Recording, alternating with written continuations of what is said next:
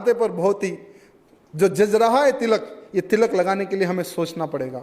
अगर हर हिंदू अपना कर्तव्य जानकर अगर कार्य नहीं करेगा। मेरे भाइयों, इस बार की शोभा यात्रा में हमने बिल्कुल ही एक बहुत बड़ी मस्जिद होती है, सिद्धंबर बाजार मस्जिद कहते हैं, हमारे क्षेत्र में बहुत बड़ी मस्जिद है। जैसे भाई साहब ने कहा है कि अगर हमारी शोभा यात्रा निकलती है तो पुलिस कमिश्नर, होम मिनिस्टर, ये लोग एक मीटिंग करते हैं और जितने भी जो मौलवी होते हैं, जितने भी जो मुस्लिम्स के जो नेता होते हैं, उनसे एक चर्चा करते हैं वो लोग। और उनको ये कहा जाता है कि रामनवमी के अवसर पर राजा सिंह शोभा यात्रा निकालता है, पता है आपको, उस दिन एक भी मुसलमान टोपी पहन के बाहर नहीं निकलना है। ऐसा गवर्नमेंट मीटिंग करके बोलती है। मेरे भाइयों, सरकार मीटिंग लेकर उन मौलवियों को, उन मुसलमानों को यह कहती है कि एक भी मुसलमान उस दिन टोपी पहन के बाहर न निकले। अगर निकला तो उसका जिम्मेदार वो खुद।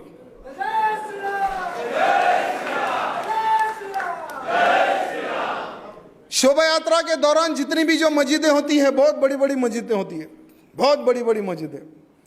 कभी कभी जैसे 2 साल पहले शुक्रवार के दिन रामनवमी थी, नमाज पढ़ना बंद कर दिए, मस्जिदें खाली हो गई।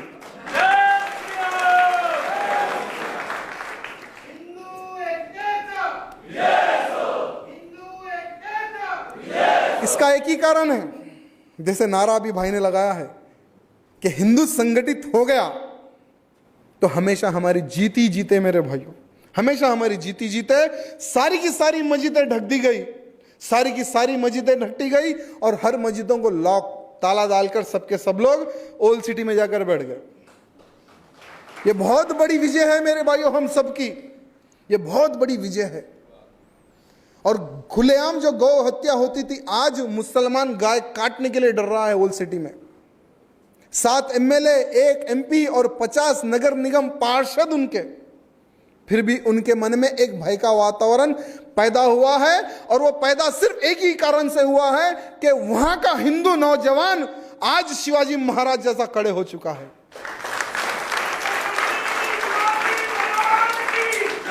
मैं चाहता हूं कि हर राज्य में एक नौजवान की शक्ति का निर्माण हो, हर राज्य में नौजवानों की शक्ति का निर्माण हो। फिर देखिए आपका हर वो संकल्प पूर्ण होगा। ये सत्य है मेरे भाई, क्योंकि इसका जीता जागता उदाहरण मैं खुद हूं। जैसे ये 4था वर्ष है अधिवेशन का, और पिछले 4 वर्षों से मैंने क्या किया है आपके सामने रखा है, और इस बार भी मैंने क्या किया है वो भी आपके सामने रखा है। और इसका उदाहरण आप YouTube पर देख सकते हैं, हर वो कार्य कि हमने किस तरह से सिर्फ 2 कार्यकर्ताओं को लेकर हमने तैयार किया। 2 से 4, 4 से 8, 8 से 12, 12 से लाखों की संख्या में नौजवान आज खड़े हो गए धर्म के प्रति। सिर्फ आपका थोड़ा सा समय का बलिदान देने की आवश्यकता है मेरे भाइयों। थोड़ा सा समय, हर बस्ती बस्ती चले जाओ, हर घर घर चले जाओ, नौजवानों को धर्म के प्रति जागरूक करो, एक संगठन का निर्माण करो, फिर एक कोई ना कोई आयोजन लेकर एक शोभा यात्रा निकालो, एक सभाएं करो, अच्छे अच्छे वक्ताओं को बुलाओ। फिर देखिए नौजवानों में धर्म के प्रति किस तरह से भावना जागती है, किस तरह से हमारा संगठन बढ़ता है। जैसे इस बार हमने मन से एक छोटा सा एक डायलॉग मारा था कि इस देश का हर बच्चा सिया राम कहेगा, इस देश का हर बच्चा सिया राम कहेगा, इस देवभूमि पर नहीं इस्लाम रहेगा।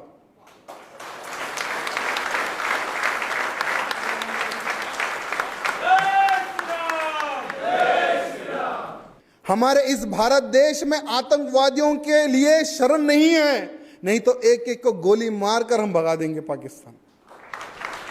ये नारा हमने खुलेआम रामनवमी की शोभा यात्रा में लाखों की संख्या में, मैं एक बहुत बड़े डीजे पे होता हूं जिसमें साउंड सिस्टम लगा होता है, एक मेरे हाथ में माइक होता है और मेरे पीछे लाखों की संख्या रहती है। उस डीजे पे ठहर ने खुलेआम ये डायलॉग मारा था और सारे के सारे पुलिस डिपार्टमेंट के लोग मुझे हाथ बता रहे थे कि भैया चुप बैठो चुप बैठो। मैं बोला जो करना है कर लो। क्या करेंगे, एक छोटा सा केस लगाएंगे। एवरी रामनवमी पर मेरे भाइयों 5 से 10 केसेस मेरे ऊपर बुक होते हैं, एवरी रामनवमी के लिए। हर रामनवमी पे केस, हर रामनवमी पे केस। क्या होगा, आधा टाइम मेरा ऑफिस पे जाता है तो आधा टाइम मेरा कोर्ट पे जाता है। कोर्ट में भी मैं ऑफिस का ही काम करता हूँ, बिल्कुल नजदीक है मेरे घर से कोर्ट, कोई टेंशन नहीं है। मेरे भाइयों, अत्याचार करना उनका काम है, दबाना उनका काम है,